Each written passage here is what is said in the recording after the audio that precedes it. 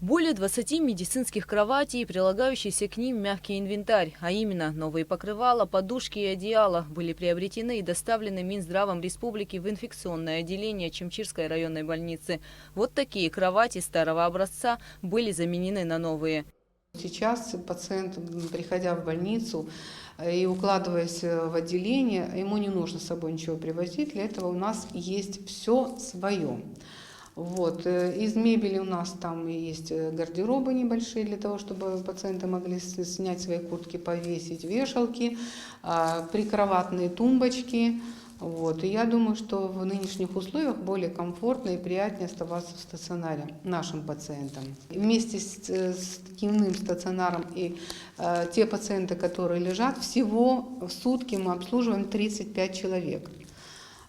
Хотела просто поблагодарить наш Минздрав, потому что по любой нашей просьбе, с какой бы мы ни обратились в Министерство здравоохранения с просьбой, мы получаем молниеносно буквально поддержку, помощь. 10 ноября в Чимчирской районной больнице готовились к выписке 4 человека, которые успешно прошли лечение. Некоторые из них поступили сюда в тяжелом состоянии, но благодаря уходу и вниманию врачей болезнь отступила. А я попала 1 числа.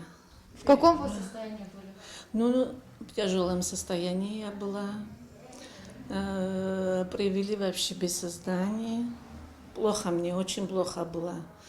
А потом, слава Богу, все сделали, все, капельницы эти все поставили. Я очень довольна.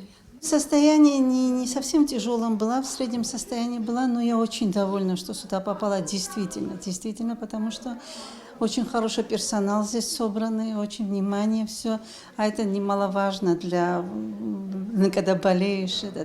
Но все нормально, все хорошо, мы очень довольны, правда довольны. В больнице всего 2 терапевта. Главврач Мадонна Кишмария занимается лечением больных с COVID-19. Анна Лизаранди в основном принимают больных с соматическими заболеваниями. Однако у нее тоже есть на учете пациенты с подтвержденной коронавирусной инфекцией. Есть у нас инфекционный кабинет номер 1, так называемый, куда обычно поступают пациенты с температурой, где в основном мы берем анализы на ковид. И эти пациенты, если тяжелые, значит, если у нас клиника ковидной инфекции, то мы, как правило, их вначале назначаем дневной стационар, если тяжелый, даже и в отделении. Но все подтвержденные, конечно, в этом отделении не проходят лечение, которые ждут результата анализов. Есть еще палата, куда мы их помещаем. Фельдшер-акушер Светлана Гуни в медицине более 40 лет. С 1971 года работала в больнице Акармары, а во время войны спасала жизнь в Хварчалском госпитале. И в это сложное время, несмотря на то, что она в группе риска, медик бесстрашно помогает в лечении больных. Когда не хватает рук, выезжает к пациентам с COVID-19. А бывало и так, что сама доставляла их в Кудауту. Приемная чистая, где ковидных сюда не заводим.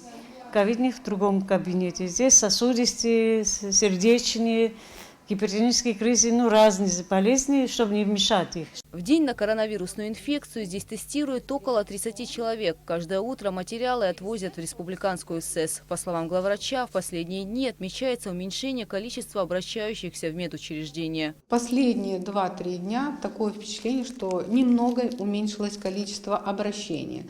И из того списка людей, которые мы отправляем, из их анализов, из 30 человек вчера мы получили 7 положительных.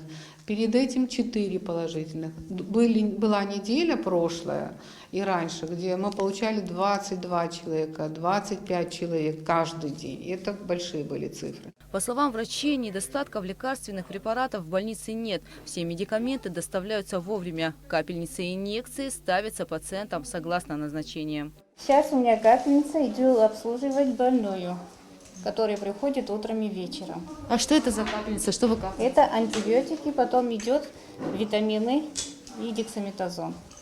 Оно помогает как после этого состояния? лучше себя чувствую после капельницы. Со дня открытия в медучреждении инфекционного отделения шла речь о необходимости разделения больницы на две зоны – красную и зеленую, чтобы больные с коронавирусной инфекцией не пересекались с другими пациентами. Этот вопрос скоро решится. Буквально сегодня-завтра начинаются ремонтные работы, и я думаю, мы скоро это сможем осуществить. Это осуществляется через нашу администрацию. Вот. Кроме того, одну комнату рабочую для медработников, это будет ординаторская комната, за сутки происходит много, да? Нужна комната, где документы складируются, где аптека насыщается, допустим, пополняется этими препаратами. Эта комната будет рабочей для медработников, и ее уже отремонтировали силами администрации. Кроме того, рядом комнату отдыха мы хотим сделать для медработников, потому как на ночь остается в отделении 4 медсестры, санитарка, врач. Вот. Ну и у них тоже должны быть определенные условия, чтобы они могли остаться какой-то период времени, передохнуть. Как оказалось, в районе много неравнодушных людей, готовых помочь в борьбе с коронавирусной инфекцией. Больных, находящихся на стационарном лечении в Очимчирской ЦРБ, полностью обеспечивает питанием администрация района. Активно помогают и местные жители. Кто-то привез нам продукты. Это были жители села Якваска. Они привезли нам мандарины, фрукты, закрутки. Да, действительно, привезли нам вчера, предоставили и для смены, которая работает, и для, если вы могли обратить внимание, в столовой комнате у пациентов лежит большой поднос фруктов. Это вот то, что нам преподнесли. Жители тоже от себя делают внимание, они приносят нам продукты, мы сдаем это в столовую комнату, и там наши повара готовят и предоставляют горячую пищу нашим пациентам. Со дня открытия инфекционного отделения буфет в больнице работал, однако предоставить всем пациентам разнообразное полноценное питание не было возможности. Сейчас этот вопрос решен. Гугуца Вардания, Алексей Баструков, Абхазское телевидение.